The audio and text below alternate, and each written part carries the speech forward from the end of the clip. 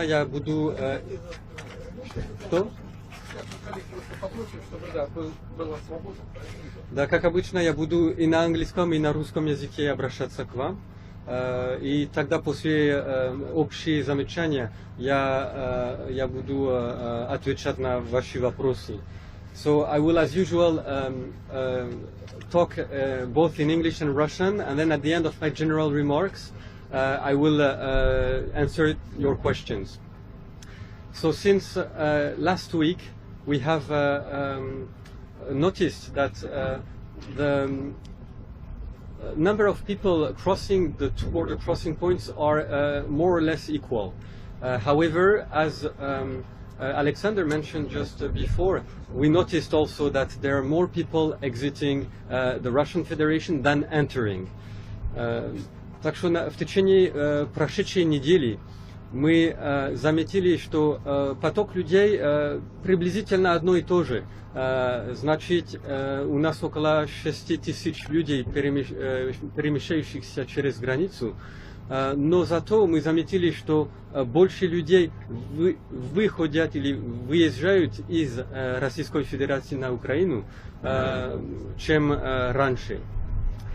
The number of people, the average number of people exiting every day is between 1,500 and 2,000 people, and this is for all for both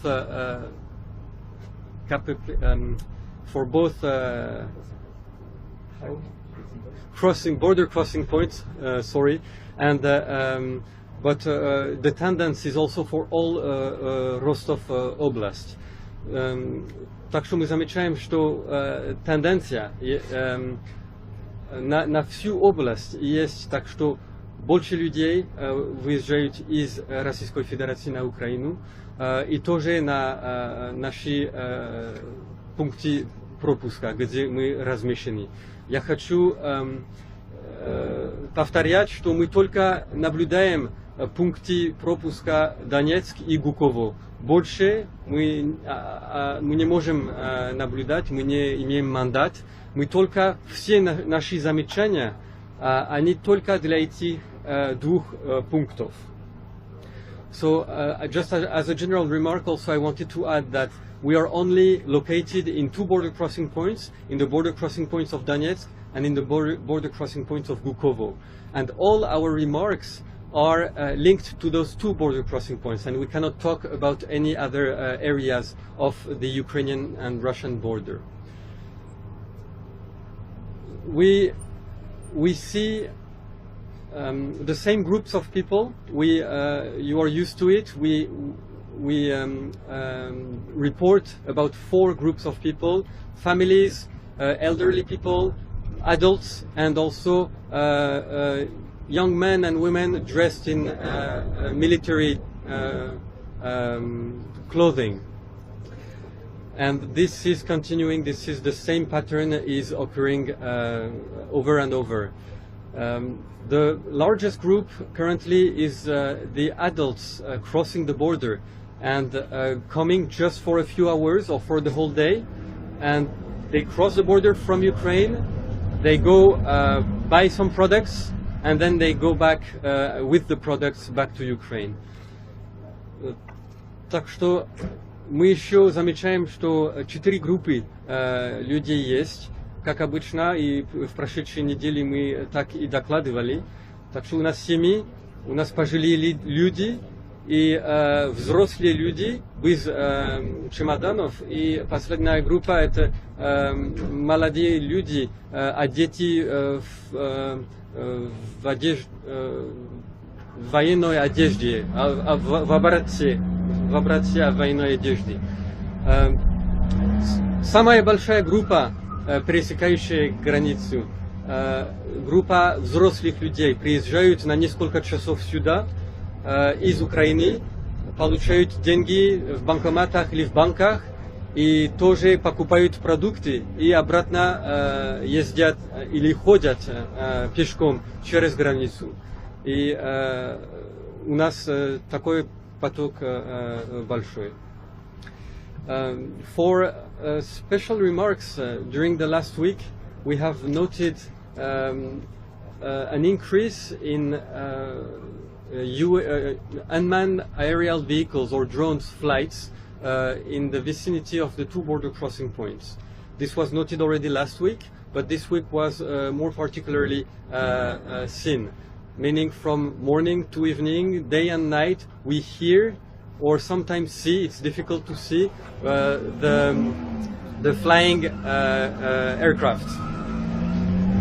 We also noted the presence of helicopters, but less than last week. Мы заметили, что беспилотники больше, чем в прошедшей неделе. Они летают почти постоянно. У них такое расписание через 18 минут или до 25 минут летают над нами в обоих пунктах пропуска. И это происходит днем и ночью. Это не всегда видно, но мы все-таки днем иногда видим их. Вы тоже, если будете сидеть здесь, вы услышите точно и, может быть, увидите их. Тоже вертолеты были зафиксированы, но меньше в количестве, чем в прошлую неделю. Но они были видны и здесь, в КПП Донецке, и там, в КПП Гукову. Но, как отмечено в докладе, мы никогда не видели, что они пересекали на украинское воздушное пространство. Всегда они были видны над Российской Федерацией. We have also heard a lot of artillery shootings or also of high caliber and low caliber here in Donetsk and in Gukovo.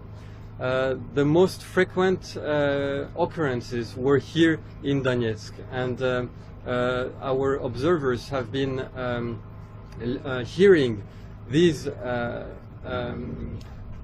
shootings or these detonations at some point from various directions. As you know, here the border crossing point of Donetsk is in fact the piece of land is entering the Russian Federation, and Ukraine is on both sides and even on this side. And we have been hearing those detonations all around in both directions. Mainly this direction, north of Krasnodon, and also in that direction, which is some villages which I can't remember the name, but on our southeastern side. And this was actually a new occurrence for us to hear such noises from that side. Usually they have been always heard from the western side. Мы услышали в течение той недели взрывы, артиллерийские взрывы. И это было тоже до этого, но в течение той недели мы услышали их вокруг нас. Как вы знаете, КПП Донецк находится, часть земли Российской Федерации находится внутри как бы Украины, и на западе, и тоже на востоке и на юге это Украина находится. И мы слышали артиллерийские взрывы на все стороны, особенно на западе, но тоже на юго-востоке. И мы об этом докладывали. Одну ночь, это было с 30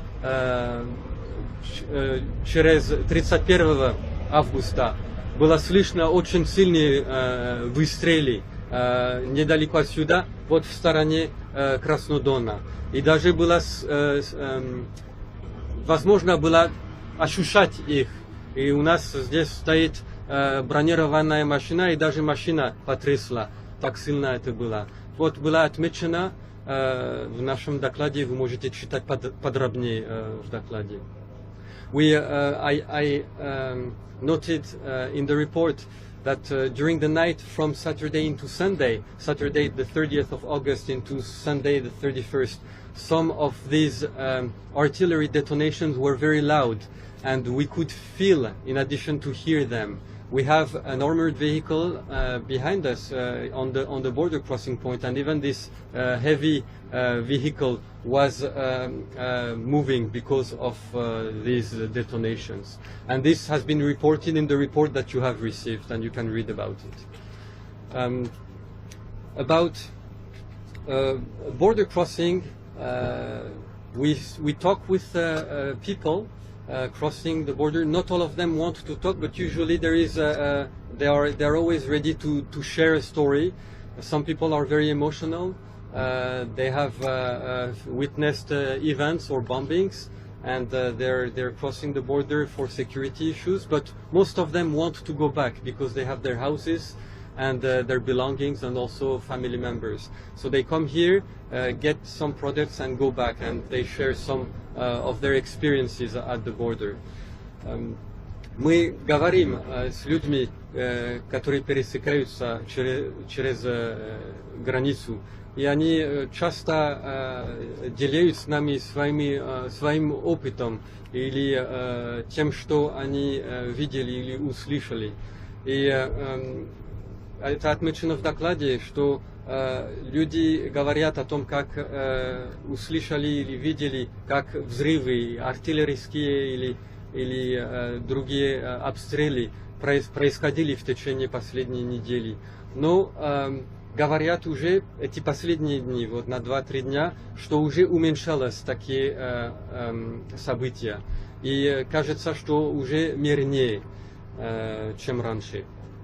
I just added in Russian that in the past few days, the people sharing with us their experiences on the other side of the border have also noted a diminution of occurrences of firing and shootings. Then on the last point, I would like to mention the humanitarian convoy. It's in the mind of everyone. We, OSCE observer mission, haven't heard anything officially that a convoy would cross again. We are well aware of what is said in the press. We're listening and reading like you, and we hear about it. However, officially at our border crossing point, we have no indication that this will happen shortly at least.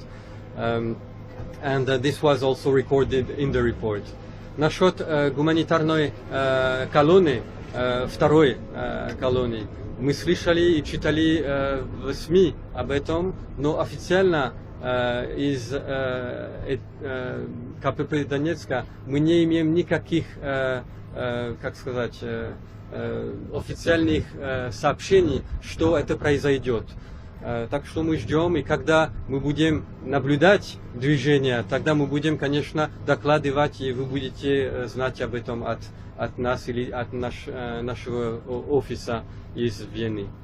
I think I will close on my general remarks and then answer your questions.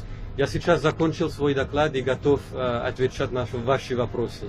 Could you say something about these people dressed in military style? They can you see any witness with them? How many people cross the border each day?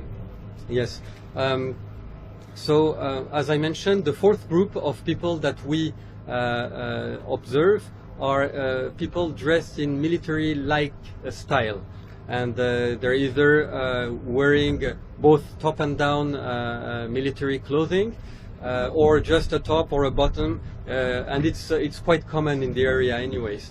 Some of them have backpacks, some of them don't, and they cross on both sides. It happens from Ukraine into Russia and from the Russian Federation into Ukraine, and this happens on a daily basis at both border crossing points.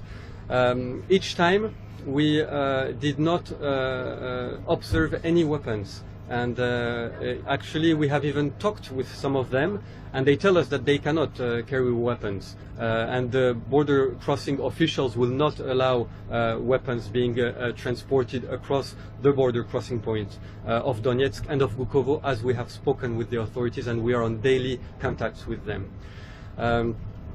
So this is the occurrence. How many of them? It's variable. Sometimes we can have more than a dozen, more than 20 or 30 a day crossing. In general, it's about I would say 100 people during the week. More people crossing here in Donetsk than in Bukovo. However, it's difficult to say exactly. In the past week, however, we have noted an increase in their movement through the border. When I say the border, understand it well, it's through Bukovo or Donetsk. We cannot talk about anywhere else at the border. Так что вопрос был насчет групп людей, которые одеты в образцы военных. И я сказал, что четвертая группа, которую я отмечал, она действительно вот люди, молодые люди обычно, мужчины и женщины перемещаются через границу каждый день и в каждом пункте пропуска. Это происходит и здесь, в Донецке, и там, в Букову. Они перемещаются через границу либо с рюкзаками, либо без рюкзака. Они тоже одеты либо в полном как одежде и верхний и нижний часть, либо иногда у них только верхняя часть или нижняя часть в военной образце. Мы никогда не зафиксировали, что они имели оружие. И мы говорили с ними и говорим регулярно. И они нам говорят, что они не имеют права, конечно, носить или тащить оружие через границу. Даже пограничники не позволяют такие действия, потому что это против закона. И мы говорим каждый день с начальством пунктов пропуска. Но отмечено в докладе, что некоторые из этих молодых людей объяснили нам, что в той стороне есть организация там. У них они могут получать оружие, и они идут дальше. И когда приезжают обратно, они отдают все боеприпасы и через границу проходят. Это их слова. I added just in Russian that some of these young people have told us that on the other side they are organized and there are points where they receive weapons, and so when they come back to the Russian Federation, obviously they give back everything at those points and then cross without any weapons. So I think I answered the question. Я закончил на эту тему. Пожалуйста, коллеги. Скажите, пожалуйста, вы сказали, что слышали артиллерийские выстрелы вокруг пункта пропуска, в том числе один раз со стороны Краснодона. Можно это считать утверждением о том, что стреляли со стороны России по территории Украины? Давайте на русском. Так что да, правильно, мы слышали именно, что были очень громкие выстрелы недалеко отсюда, в стороне Краснодона или севера Краснодона, по азимут 300 градусов, если хотите подробнее. Но это мы никак не можем, вот мы только слышали звуки, выстрелы, да, а у нас никаких других информаций нет. Мы не можем определить расстояние, потому что это очень, это тяжелая, как сказать, тяжелая работа. У нас просто свои уши. И вот смотрите, допустим, сейчас ветер дует от востока до запада, и это очень сильно влияет, чтобы узнать, как далеко звуки или где именно они находятся. Так что мы слышали эти выстрелы точно. Обычно они далеко отсюда слышно. И бывали целыми днями и ночами тоже по, как сказать, по очереди. Вот бывает через каждые 10 или 30 секунд выстрелы слышно, но мы не можем уже подробно сказать, что это такое. Мы не знаем, где именно, мы не знаем откуда, куда, и поэтому мы докладываем то, что мы слышим. И наш доклад, он нейтральный, и мы стараемся, чтобы была транспарентный тоже. Так что вот я не могу больше сказать. Вот то, что мы слышали. И с этой стороны, и тоже на юго-востоке отсюда. В Гуково тоже было слышно такие выстрелы издалеко, и тоже рядышком. Там есть, как сказать, сторонники провозглашенных республик нам сказали, что у них место, где они стреляют, чтобы калибровать свои оружия, когда получают их. Так что это такие стрельбы, но не боевые. In English, so the question was about, we heard these loud artillery shootings or detonations, and can we say anything more that these are a proof that they are being shot from the Russian Federation into Ukraine? And here I have to be clear that we heard these detonations, and we can give an approximate direction. And we have heard these coming from the azimuth 300 degrees, so it's in this direction towards north of the city of Krasnodon. But we cannot say exactly where they are located, if it's from inside or outside, and how close or far they are. This is a difficult matter to inspect, and we are only hearing those sounds and reporting what we hear, and therefore we cannot give any conclusions on such happenings or shootings or detonations. We can just provide information that we heard them, and they were in these approximate directions. This happened on the western side, but also in the southeastern side, which is also the Ukrainian border. So yes, that's my comment. I added also that we report neutrally, and we are transparent on what we hear and see, and this is what you have in the report. It's clearly mentioned. Ой, можно ли сказать, что вчерашний разговор президента Путина и Порошенко как-то изменил ситуацию сегодня?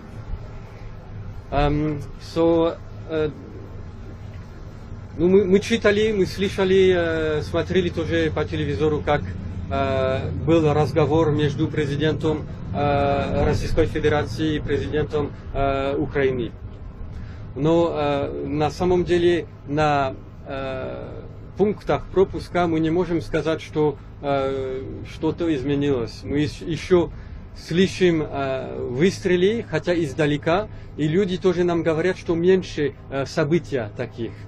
Но я не могу сказать, что было какие-то изменения из-за этих, как сказать, переговоров по телефону вчера. The question was about if we had seen any change since the phone conversation between the Russian Federation president and the Ukrainian president. And we cannot see any changes at the two border crossing points. I want to remind you, each time when I talk and speak, I speak about our presence at the two border crossing points of Donetsk and Bukovo, and that's it. And so we still heard a few artillery detonations, but far away.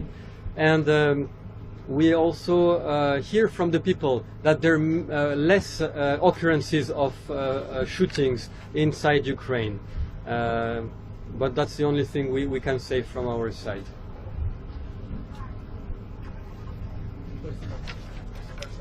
Господин Тыгара, а те 58 украинских офицеров, помощников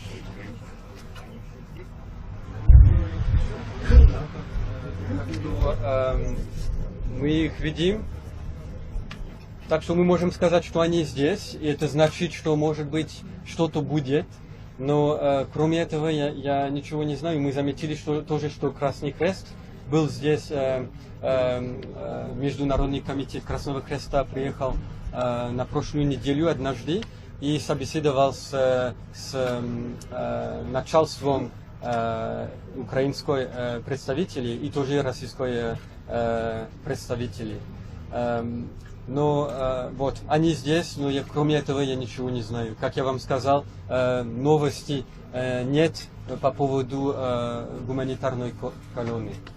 И машины колонны вы, конечно, видели. Не видели никаких машин из колонны. Нет, там, под Каменском. Ну, под Каменском у нас мандата нет наблюдать там. Наши наблюдения только происходят здесь, в пункте пропуска Донецк и в пункте пропуска Буково. Так что я не могу докладывать о грузовиков в Каменске там. Да. The question was about if the Ukrainian 58 Ukrainian officers are still sitting next to the border crossing points, and I answered yes, they're still here, and it means that there may be in the future some movements. However, we haven't heard anything officially about any movement of the humanitarian convoy. What we saw is a visit from the International Committee of the Red Cross last week, and they discussed with both the Ukrainians and the Russians, but we weren't part of these discussions, we just observed this. And I was asked also if we had seen the humanitarian trucks.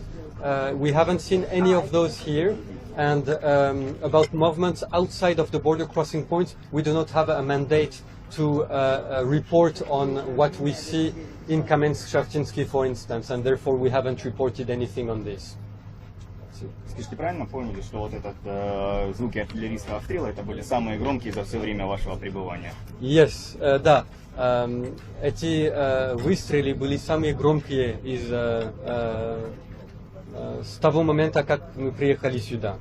Так что the question was about was this the loudest sound of our artillery detonation we have had since we have arrived, and the answer is positive. It's yes, this was the loudest occurrences of artillery detonations we heard since we have been here.